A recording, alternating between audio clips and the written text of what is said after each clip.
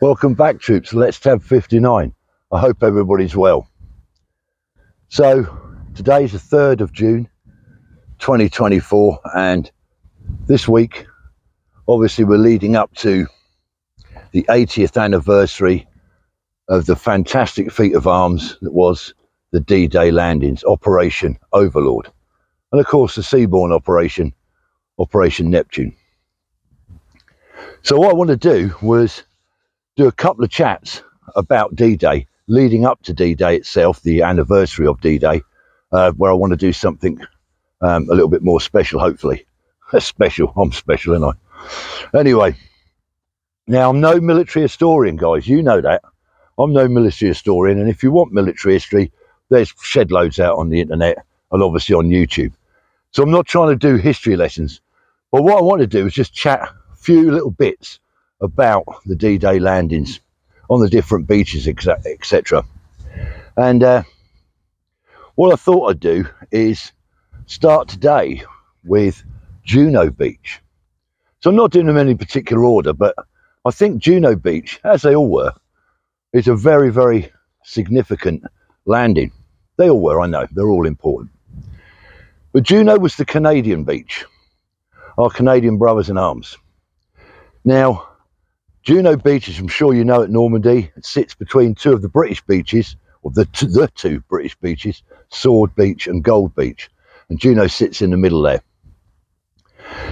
The actual beach itself is about 8 kilometres frontage, so it's quite a good size, and it was invaded or assaulted by the Canadian 3rd Infantry Division. I'm not going to go through all the regiments there. There was the Queen's Own Rifles, the Winnipeg lads, good infantry battalions, regiments that went in with the 3rd Infantry Division, Canadian Infantry Division. Now, talking about casualties, well, about 14,000 lads went in. About 14,000 Canadian boys went up that beach. And there was a bit of a problem with JUNO Beach because it didn't get the softening up, if you like, the shelling that some of the other beaches got. And there's a reason for that. It was a heavily populated area. Where JUNO Beach was, just on the foreshore there, it was a very urbanised area with a lot of French people obviously being there. So they didn't want to do too much damage to that. But also, the lads really needed some local intel. They didn't want to wipe everybody out that lived on that beach, because obviously the French people living there had intimate knowledge of where the Germans had been, setting stuff up, etc. So it's quite important for that. Now, so they went in with not so much softening up of artillery and bombardment. It wasn't very effective anyway, as you know. The Germans had 4 years or whatever to harden those positions up, which they did very well. So in percentage-wise of casualties, there was more, in the percentage-wise, more casualties from the Canadians on JUNO Beach than even as there was on bloody Omaha. Yes, more American lads died on Omaha, but if you look at the percentage of people that landed to the percentage of casualties they took, you'll find that the Canadian boys had more casualties. Now, I think total at the end of the day, end of D-Day, 961 Canadian casualties. All right, it says 14,000 landed. 961. Now, that's not all killed. That's KIA, killed in action, wounded in action, and missing in action. And also, a bit later on in the campaign, many of the Canadian boys that were captured, I think it's by the 12th SS Hitler Youth Division, a lot of them boys were executed. They were questioned in some church, pulled outside and shot in the back of the head, filthy.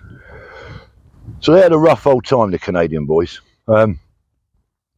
When they actually got onto the beach, if you ever look at any footage of JUNO Beach, certainly one part, main part, it's got a massive sea wall, huge sea wall. I mean, sand has gone up against it now over time, but even now it's got to be about 10 foot high. So before that sand was there on D-Day 80 years ago, that was some obstacle to try and get up. And you might see some footage of lads coming out of the landing craft carrying ladders between them. So it was a very, very rough old dude, JUNO Beach. One that shouldn't be forgotten. And I just wanted to pay tribute today to the Canadians. Now, the only way this old fuck can pay tribute is to say a few soft words, maybe you might think, and do a little toast. So I've come prepared. I've brought with me, get it out, a little flask here without spilling it. Got my little flask here, and what I'd like to do is say to anybody from Canada, anyone that's got Canada connections, this toast is for you, especially for all the lads that went up that beach that day nearly 80 years ago on JUNO Beach. And of course, don't forget the Canadian Navy were involved, and also the Air Force, the Royal Canadian Air Force. So then, if you've got a relative that was Canadian Forces on the day, or a Canadian veteran, maybe he died later, maybe he died on the day, maybe he's still even living, I'd like to say to you, thank you. Thank you for what you did 80 years ago. From this old Let's Tab 59 bloke. Cheers, Canada.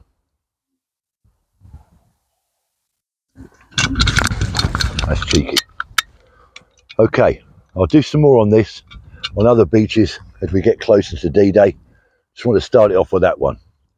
So that's the end of my little video. Hope I've paid some respect to the lads on JUNO Beach. If you're new to the channel and you haven't subscribed, please consider it. I'm not saying do it, I'm saying consider it. Lots more to come. Please keep an eye on the channel. Until the next time, troops, and it won't be long. Stay safe and remember, let's tab.